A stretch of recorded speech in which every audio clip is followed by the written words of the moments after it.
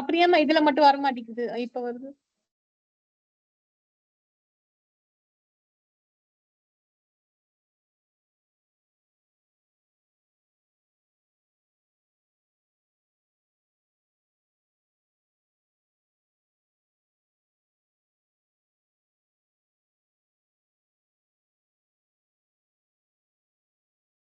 Correct sir. அப்புறம் இது இப்படி பண்ணிட்டு இருக்கு.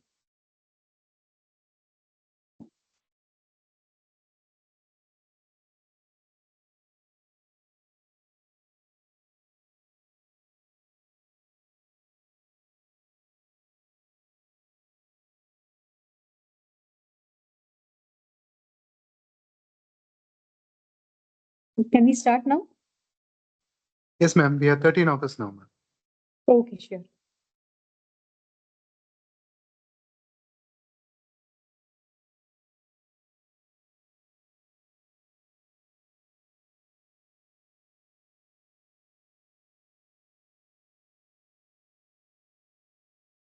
Screen is visible, ma'am.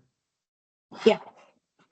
So today we will learn the basics of machine learning, and also, if time permits, we will do a little bit of probability. So machine learning, any broad idea of what is machine learning? Anyone would like to tell specifically? What is machine learning? What is the purpose of machine learning?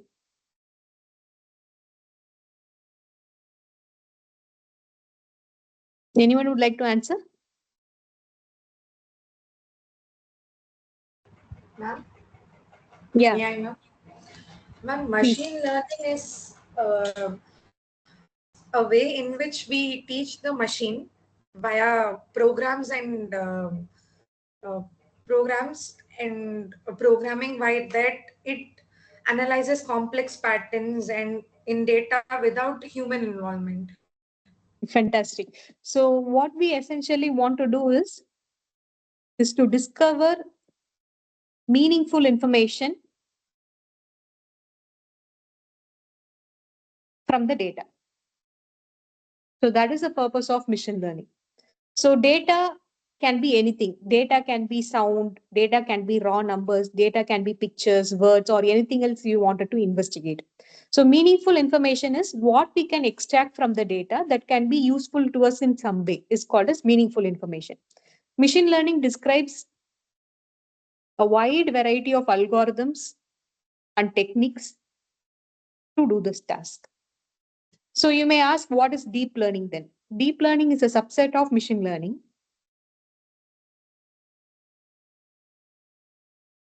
So it is a nature in which the system is built because it has long layers.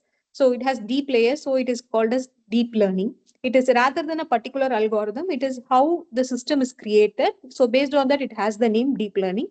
In the future classes, we will learn how to build a deep learning model, what are the different layers in it. All those things will come in the future class. Right now, you can understand it varies in the nature of the system in which it is built. So when I say data, can you describe some data? We know that data can be a signal, data can be an image, data can be a video, data can be words, data can be numbers. And what else a data can be? Any idea?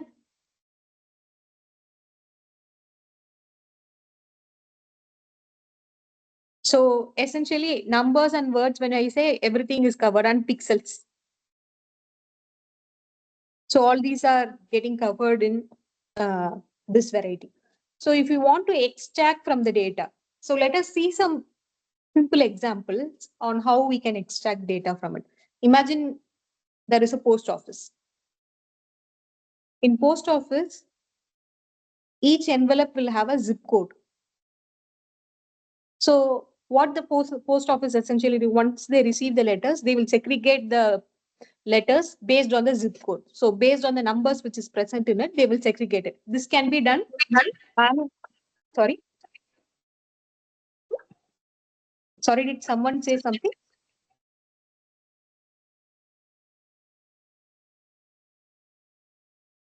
Am I audible? Yes, ma'am, you're audible. Okay, thank you.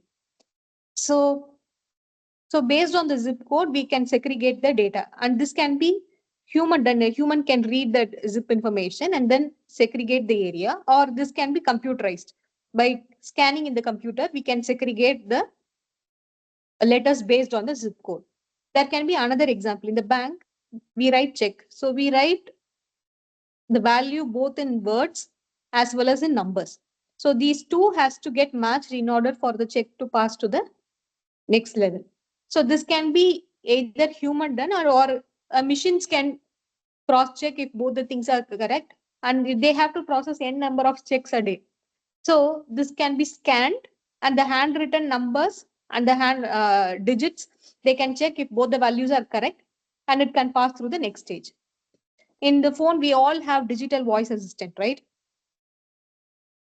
So we have Siri in our phone. So what the Siri does, it tries to get the information from us through voice.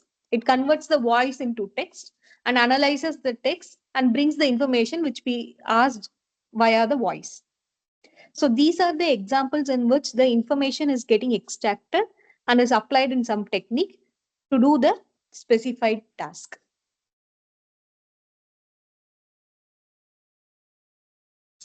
So if these information, I'm not saying that humans are not capable of doing it, but in order to do it in a large scale, it is very time consuming and tedious.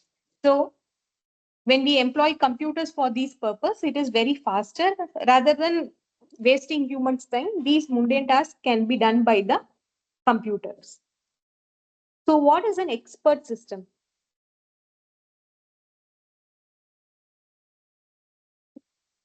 Any human task which is mimicked by the computer is called as an expert system. So any expert performing a system is mimicked by the computer by some algorithms or some models. What it tries to does is that the computer tries to identify the hidden information from the data, which an expert would do. So it is called as an expert system. So that what we need to do, so we have to learn the rules from the humans, and then we need to translate into computer language in terms of programs.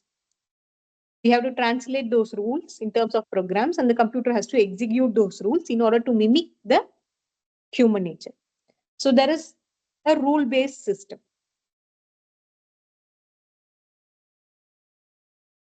So it crafts n number of rules, and then it translates to the computer language. So let us take this post office example. So in the post office, the scanner has to read the zip code. So if the zip code is handwritten, it has to recognize each digit and then convert into a number with convert into some ASCII code or a code in which the computer can understand. So imagine if 7 is written like this. So how a computer will recognize, in order to recognize 7, there is a horizontal line. Excuse me. And then there is a slanting line. In the right top corner, both these lines merge and become a corner. So these are the set of rules written to recognize a 7. 7 can be written like this. 7 can be written like this. But what is the rule is that there is a horizontal line and the slanting line both get merged at the top of the right corner. So these are the rules which are given to the computer to recognize 7. Suppose imagine if somebody is writing 7 like this. This is also correct as per the human, but the system doesn't have those rules. So we need to include, okay, there can be another horizontal line cutting the slanting line. So that is another rule added. So there can be n number of rules. Suppose 2 we can write like this, 2 we can write like this. So there are different ways. 2 can be written like this. So there are n number of ways the numbers are written. So the complexity of the rules gets increasing. So we cannot predict all those rules. So what it has to do is that it has to essentially identify the number by itself instead of we telling us what is the rule, how to recognize 2, how to recognize 7. Instead of we telling the system has to understand on its own. So that is an expert system which we expect. Instead of rule-based system, we expect the system to understand the rules by itself. Because what to say, defining the right set of rules, it can work properly, but articulating every step is a complicated process. So what we need to do is that we need to give the data set to the system, and the system should learn the relevant characteristics itself automatically. So it has to figure out the way itself. So how it is going to learn from the data? We understand that we have to give the data to the computer. It has to figure out the rules by itself. So now we have a labeled data. The how is that the computer is going to learn the data from itself. Let us see through an example. So we have a set of points. Through the set of points, we need to draw a line passing through those set of points. How machine learning can do it, how deep learning can do it. What does machine learning do? Traditional machine learning techniques, they will take all the input points and then they will insert it in a formula of straight line, and then the straight line will be plotted through the program. So this is how any system is expected to work. How deep learning will perform is that it will take little by little. It will take little amount of data, understand it, and add little more, add little more, add little more. It will figure out it has to draw a line, and it will draw. So it will learn step by step by the formula, step by step from the data, rather than a straight method implementing the answer. It will learn step by step. When we go further, we will understand how it is learning step by step in a clear way. Right now, I'm just giving you an overview of how this is happening. So how it is going to have a learning strategy?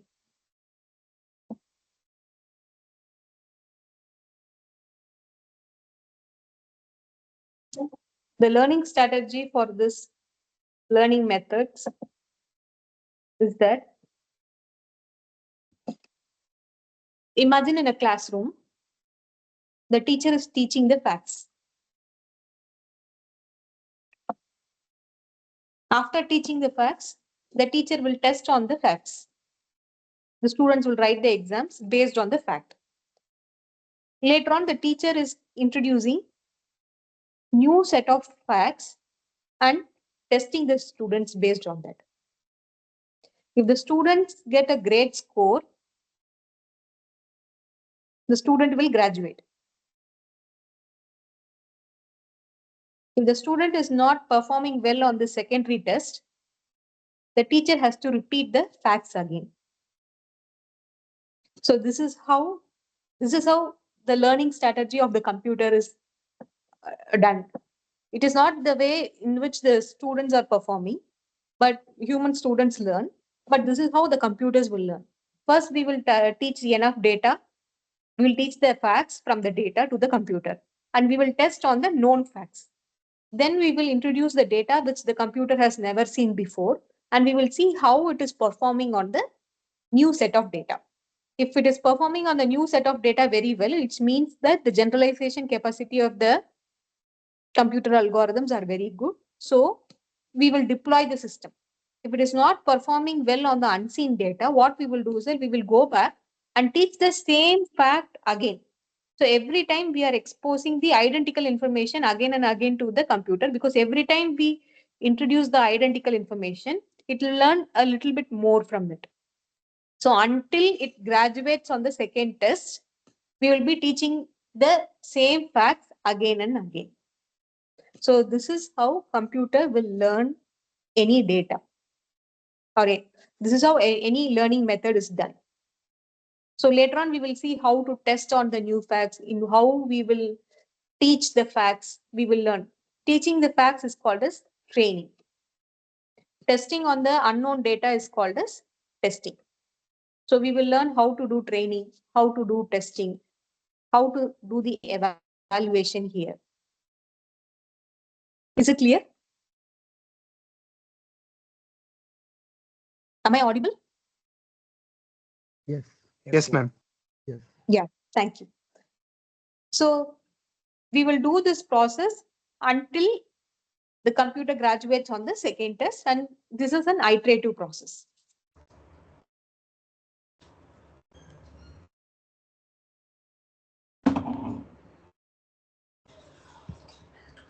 So let us understand some terminologies before we go to the next step. In the computerized learning strategies, what we call as a data. So each piece of observed data is called as a sample. And the name of the measurements.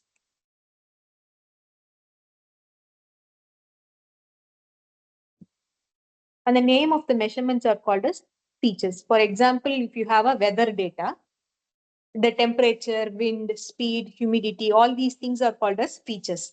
So every feature has an associated value with it, or the associated value can be numbers or characters. Is it clear what is sample and what is feature? So each piece of the data is called as a sample, and the name of the measurements which the data has is called as features. So imagine you have n samples. Each row is a sample. Each column here is called as a feature. So you have wind data taken on June 3rd, wind data taken on January 1st, wind data taken on December. So every month, one particular day, you are taking a weather data. So the weather data can be wind, humidity, temperature, moisture, and so on. So all those things on a particular day is called as features. So what you do is that you take the features and give it to an expert to label those features. So you have the features and the experts will add a label to them. What is a label? Suppose if you have a temperature, the experts can label whether it is a moderate temperature, or mild temperature, or an extreme temperature. So you are labeling the particular feature. So it is called as human labels. You are attaching a human label to the set of features. So far we know what is sample, what is a feature, what is an expert label. So this is how you frame a data. You get the data, you identify what are the features, and you label those features. So this forms your input data. This could be anything. This could be applicable even for images. So you take CT data from a hospital and you identify what are the features. It has some texture features or color features or maybe some pathological features. So you label those features, identify and label those. The radiologist can label those features.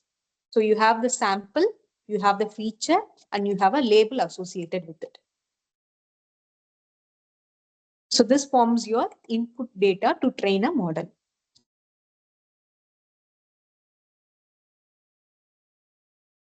So once we have our labeled data, what we need to do is that we need to come up with a way to train the algorithm. Imagine you have a computer. We give our input data to it. Input data is sample, feature, and label. So you are giving the input data to it. The computer will come up with its own computer predictions. So what is a computer prediction? Computer will predict what could be the expert label for the input data. So input data, you have feature and a label. This label is provided by the expert. So when you give the data, if you don't give the label, you just give the feature during the testing time. The computer will come up with its own label for each of the feature. And that is called as computer prediction. So when the computer predicted label is same as that of an expert label, we don't have to do anything. If it is not same, then we need to retrain the computer. So this is basically a trial and error method until the computer will usually try its best to give the right data. right answer, correct prediction. If it fails to give, there is a procedure to update, to change and improve the computer's performance.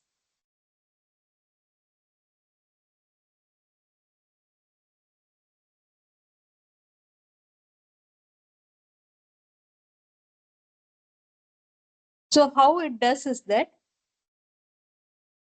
initially we will give the feature and label. Both are present in the input data. You separate features separately and label separately.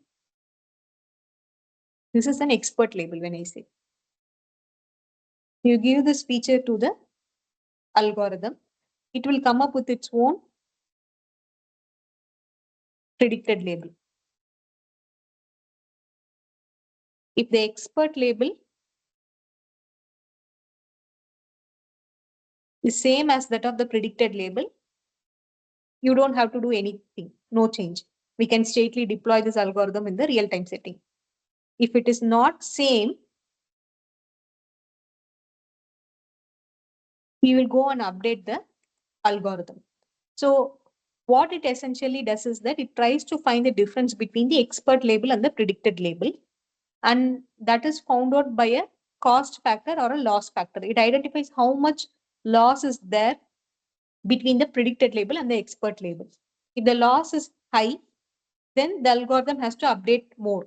If the loss is less, then the algorithm has to update less.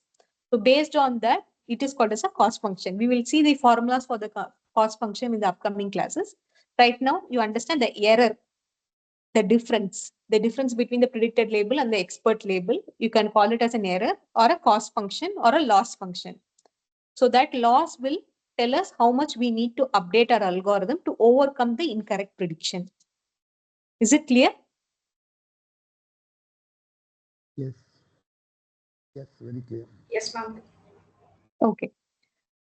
So right now we know what is a sample, what is a feature, what is a label, what is a predicted label, what is an expert label, what is an error. Error is the difference between the predicted label and the expert label.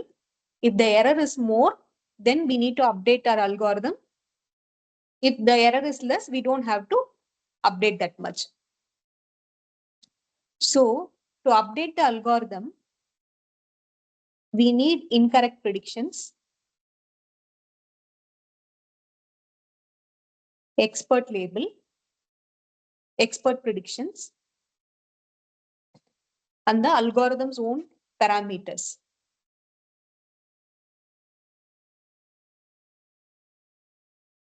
So using the incorrect prediction and the expert prediction, we get the cost, or the loss function will tell us how much loss was there or how much cost is as incurred. With that one, we will update the algorithm parameters. We need these three information to update the algorithm. So what is essentially training? So training is that it does two things. First is that it predicts the label.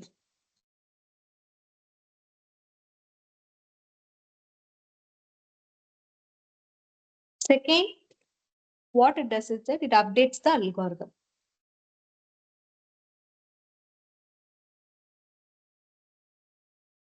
So it does two jobs. Whenever we say training, it predicts the label for the input and it updates the algorithm. These are the two processes which is being done in the training stage. So there is a feedback associated with the training. It computes the error and then it updates the algorithm based on the error. So there is one more parameter which we need to learn, which is called as the learning rate. At what speed this algorithm is learning the new parameters. We are updating, we said, at what speed it has to learn. We have to specify the learning rate, whether it has to learn it fastly or whether it has to learn slowly.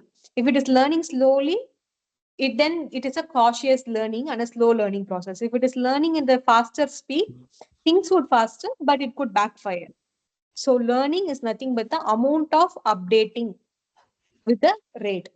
The rate can be slow are large. Usually there's a rule of thumb. What we will do is that when the training is started, we will take bigger steps. We will take bigger learning rate. And as we proceed with the training, we will make the learning rate as smaller and it will update it slowly. Any questions?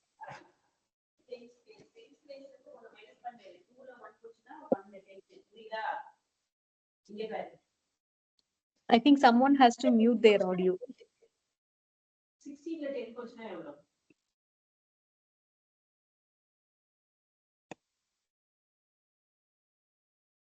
Is it clear so far?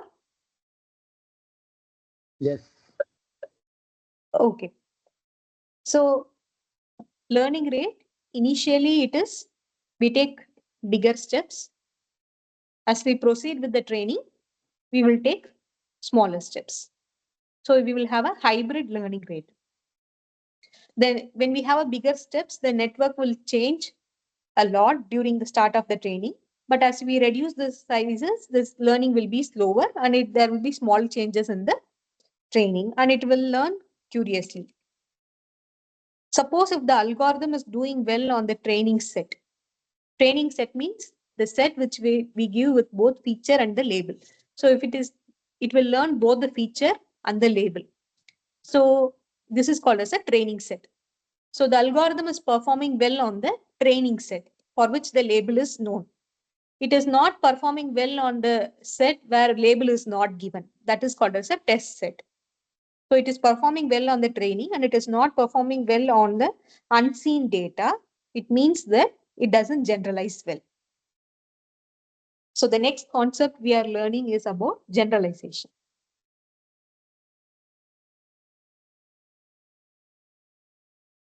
How well the system performs on the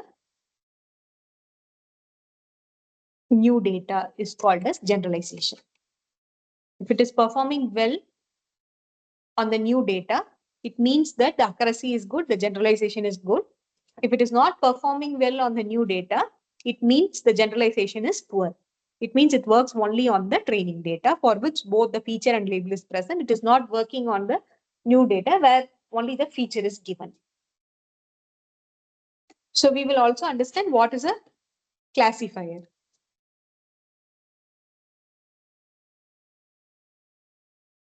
Classifier or otherwise called as categorizer. So suppose you have a kind of system. Any input you give, it will provide an output label for it. Suppose there are photos of different dog breeds. So immediately you give it to the system, it will identify what breed the dog belongs to and provides the label for the dog breed. Then this is called as a classifier. Suppose you give a breast cancer image with melanin bunny. You give a breast cancer image and you wanted to grade that images. It will tell whether it belongs to grade 1 or grade 5 or no grade assigned.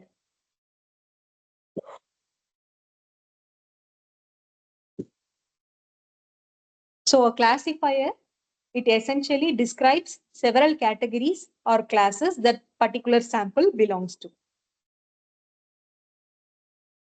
So how do you evaluate a classifier?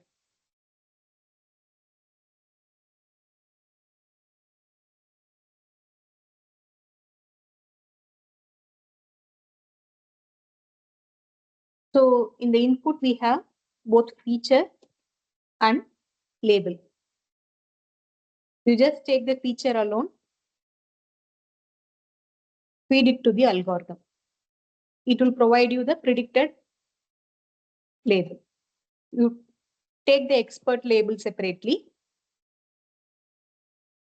compare both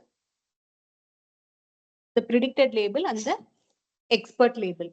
It will tell you the percentage of how much accurate the predicted label is. This is how you will evaluate a classifier. To evaluate a classifier, you will give the known data, known sample to the algorithm. When I say known sample, the label of that feature is known to us. You give just the feature, identify what is the predicted label, compare it with the expert label, you will get the amount of percentage it is correctly it is predicting. So based on that, you will evaluate a classifier. In the evaluation of the classifier, we don't have a feedback loop to the algorithm. In training, we have a feedback loop where based on the percentage of error, we will update the algorithm. In the evaluation, we will only evaluate the error in terms of percentage, but we will not give it as a feedback to it. So until otherwise training is done, the algorithm will not update itself. So every time when we give the data to the algorithm, what we will do is that we will shuffle the data and give. This is an important point to remember. So we will be repeatedly giving the same data to the algorithm, but each time when we give, what we will do is that we will shuffle. So when we are playing cards, what we will do, we will shuffle the cards each time and provide so that the same card doesn't appear or there is no bias in providing the data. So similarly, what we will do is that we will shuffle the sample data so that the algorithm does not reach it in the same order. Every time the order is changed, but the data is identical. Is it clear? So over and over, Yes. yeah. So what we do is that we compute the same data over and over again, so that every time it will learn a little bit more.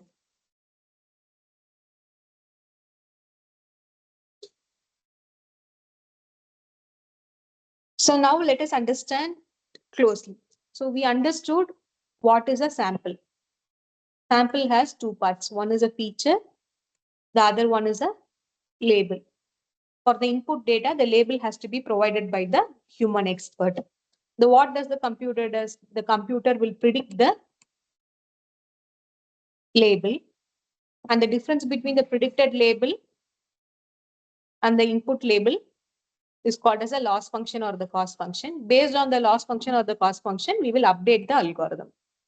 So once the algorithm is updated, we will again go and do the testing and get the predicted label. And again, we will find out the loss. And again, we will update the algorithm until we get the predicted label and the expert label to be same. We will repeat this process iteratively. So in this process, what we are doing, we are updating the algorithm. The algorithm is, when I say update the algorithm has a set of parameters. So these parameters are getting updated. So once the predicted label and the expert label becomes equal, we will take these parameters and we will deploy it in the system. So when I say when we deploy it in the system, what does this parameters learning? The parameters are essentially learning the relationship between the feature and the label. So let us go back to our dog example. So we have three different breeds. We have Husky, we have Pomeranian, and we have German Shepherd. So we give N data of Husky, N data of Pomeranian, and K data of German Shepherd to our computer to learn. So every time we give the photo and we give the label as Husky, we give the photo and we give the label as Pomeranian, we give the photo of German Shepherd, and we will also give the label that it is a German Shepherd. So every time we give the label along with the photo.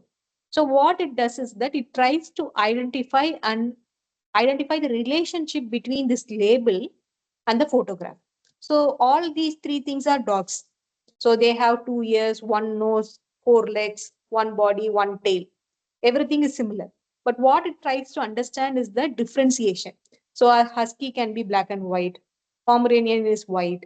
This one is brown and black.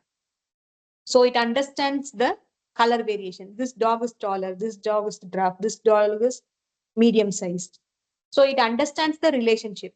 So after training, when a new picture comes, it has a black and brown patches and it is medium sized and it has the common features of two eyes, 2 ears, one tail. It immediately identifies it to be a German Shepherd. So it tries to understand the relationship between the feature and the label.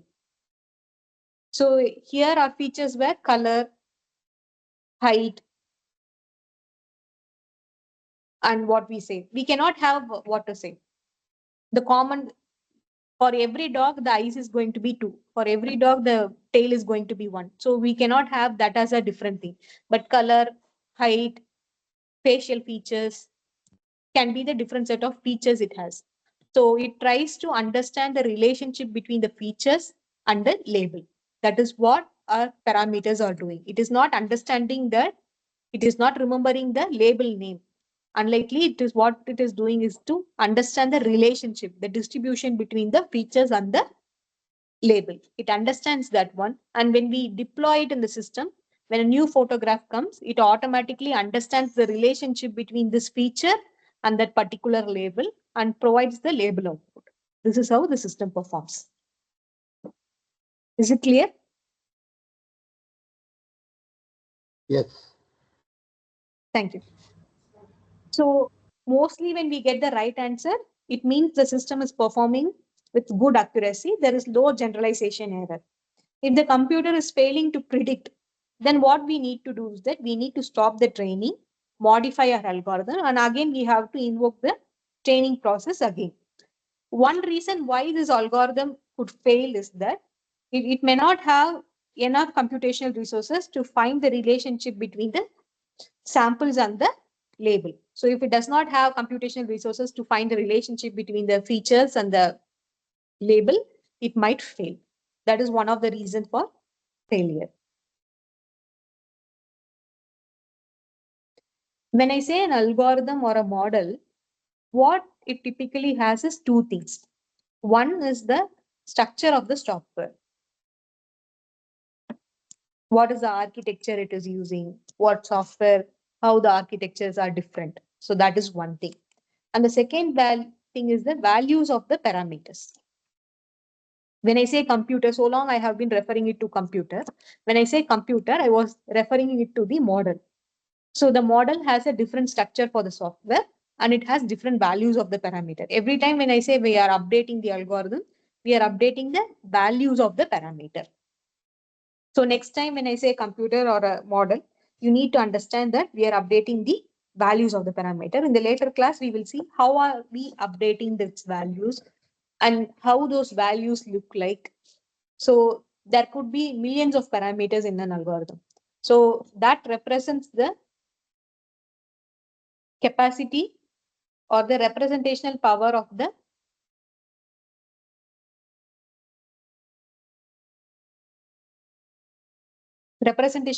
model. If the model has high number of parameters,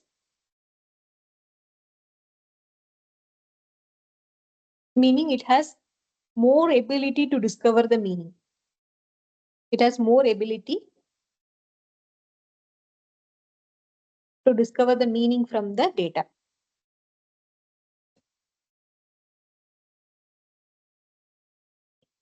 So far we have seen parameters.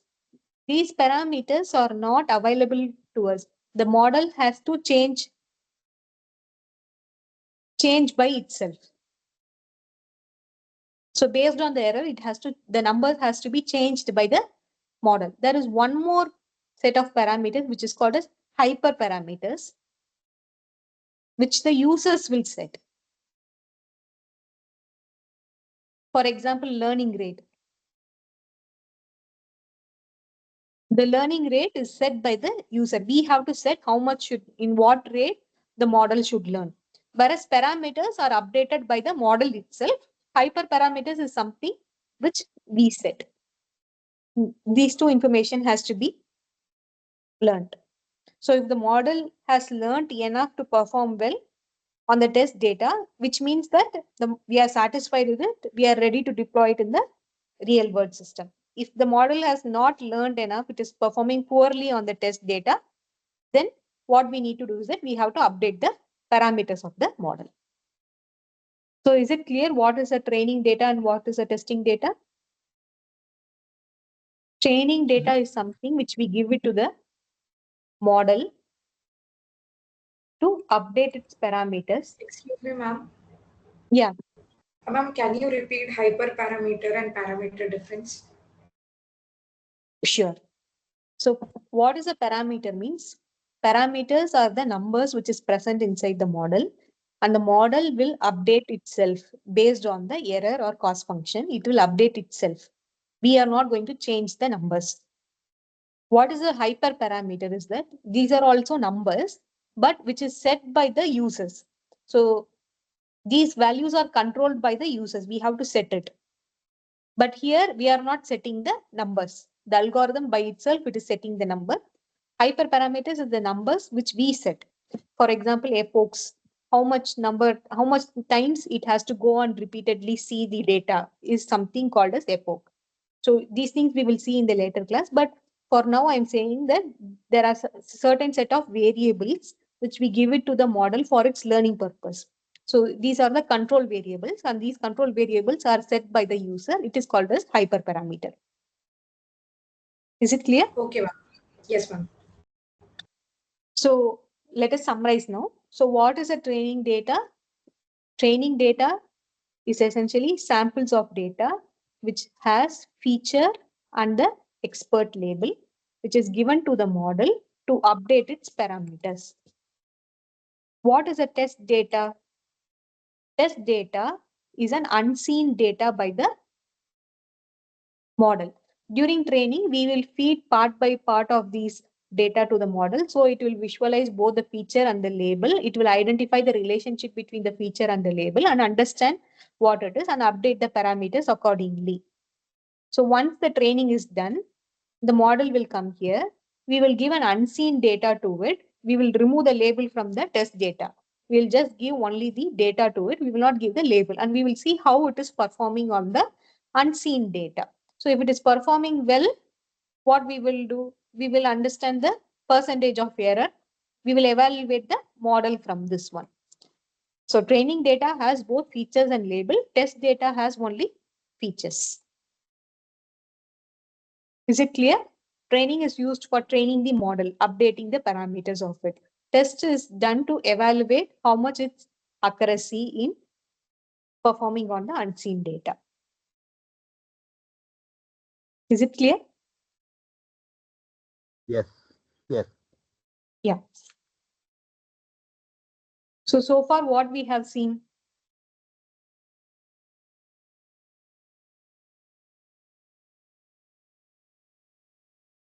So we started off with machine learning. We understood what are the different definitions of machine learning, data, deep learning. We saw some examples. We saw some examples for extraction of the data. We also saw what is an expert system. And then we saw how machine learning performs and how deep learning performs in identifying your data. Then we went on to the learning strategy of learning methods, how the learning is done by the computer. So it starts by teaching the facts and then testing on the known fact, testing on the unknown fact. Based on how it is performing on the unknown fact, we will deploy the system or we will go back and do the training again. This is how it learns. And then we understood what is a sample, what is a feature, what is an expert label. And we understood how the computer makes its predictions and what is an error rate, what is a cost function, what is a loss function. And we understood what are the process involved in the training. We saw what is generalization. Then we looked at how the classifier is performing and how we will evaluate a classifier. Later on, we saw how we are updating the algorithm and what is a parameter, what is a hyperparameter, what is the components of a model, what is the representational power of a model. So these are the things which we learned today. Any doubts so far? Is there anything which I need to repeat again? How is there any limit on how much data is required for training? So as a rule of thumb, more data we have, better is the capacity. There is no rule of thumb that you need to have n number of data. I believe in statistics, there is a thing called power calculation. We calculate the amount of power. But here, when it comes to machine learning and deep learning, we don't have any set of rules saying that we need to have n number of data. More the data, better is the performance. But there should be a point at which it'll become sort of infructuous, isn't it? That is, you've already trained it, like say we trained it with 1 lakh set of data. And Okay, sir. if you do it again like 2 lakhs or 3 lakhs, it's unlikely to change. There will be a point where it will be unlikely to change, isn't it? You're talking about overfitting. So suppose it learns more data, it will not Ah. come to that conclusion, sir. Oh, More the okay. data is better the thing. The problem Oh. will arise if you are using the same data again. So if you used 1 lakh data and the second set of 1 lakh is also the same, you're repeating the same data, then that problem will come. If it is a Okay. new data, then problem will not come, sir. So it is a continuous process. Yes, it's a continuous process provided the data is not duplicated. If the Almost like data is human. duplicated, then there is a problem. Okay, almost like human. Yeah. Okay. Yeah. Any other But doubt? how it, yeah, Pratibha. So how it identifies that it is a duplicate data? No, it cannot identify. That is what I am saying. It will not identify Okay, it is a duplicate data. It will relearn the same point again. It will relearn the distribution again. And so there will be a problem. okay. Thank you. Is there a difference?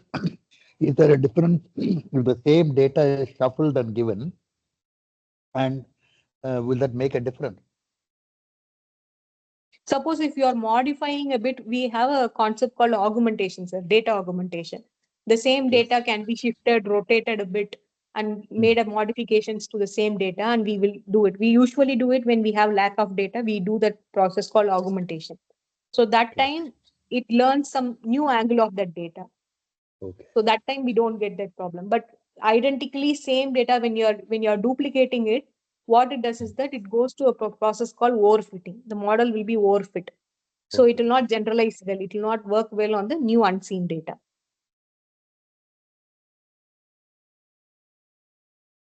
Any other doubts? Yeah, Pratibha. In statistics, like if we have that missing data, no, so we will uh, fill it with some like Hmm. we will keep a mean or median to fill the missing values. So like that, in this. Yeah, we have a concept called data imputation. We will do that when we are doing data Okay, preparation. One class I will okay, dedicate it for data preparation. How we should prepare the data to give us an input. We will handle it separately. That time we will talk about missing data and all the things. okay, sure. Thank you.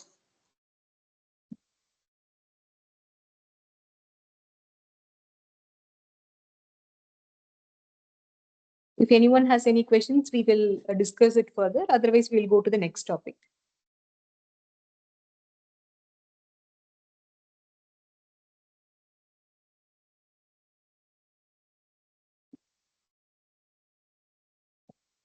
Okay, so far we have seen what is a training data, what is a test data, what is a model.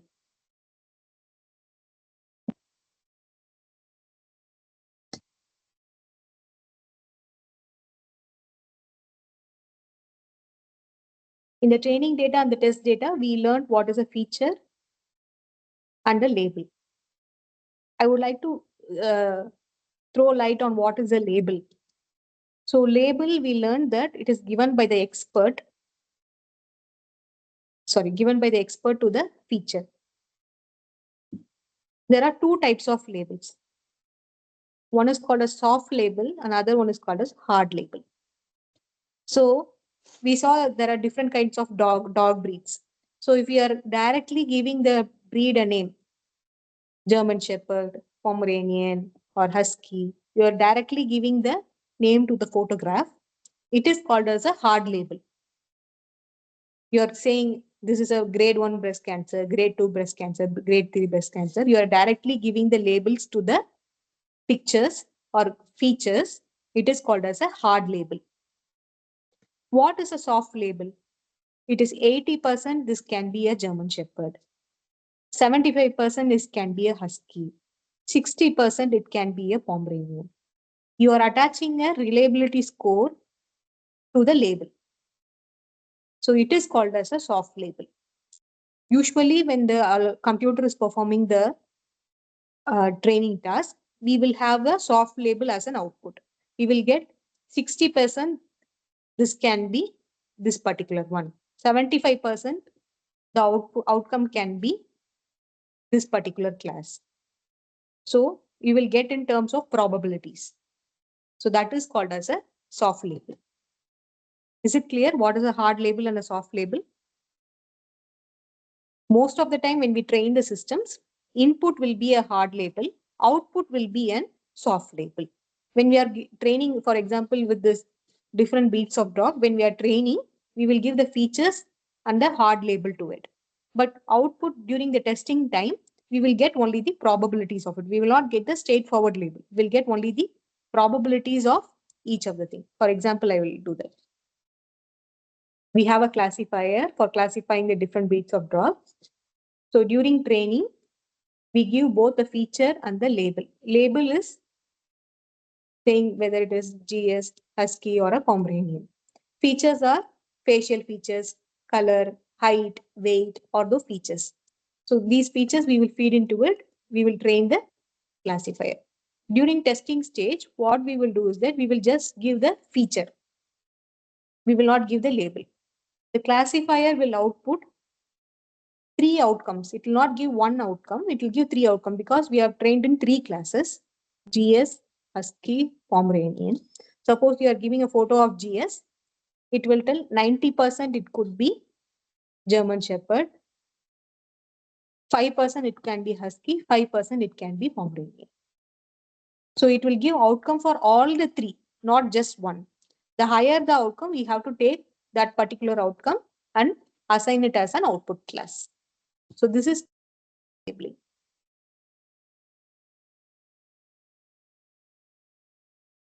And this is called as hard labeling. Did you understand it?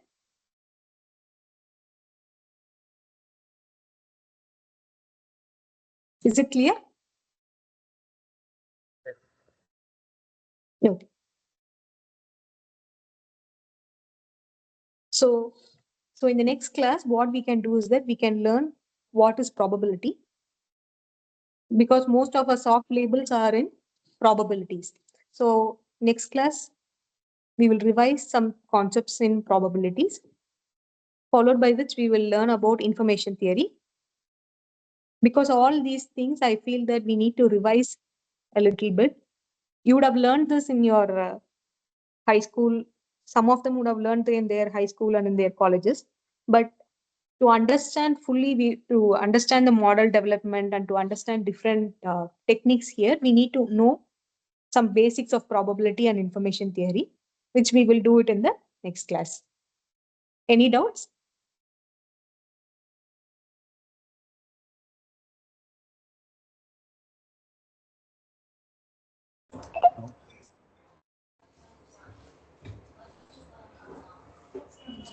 Hello? Thank you. Ma'am, If you you're have audible, any, ma'am. Yes, ma'am. okay. If anyone has any doubts, we will discuss on that particular topic. Sorry, can you please say that again?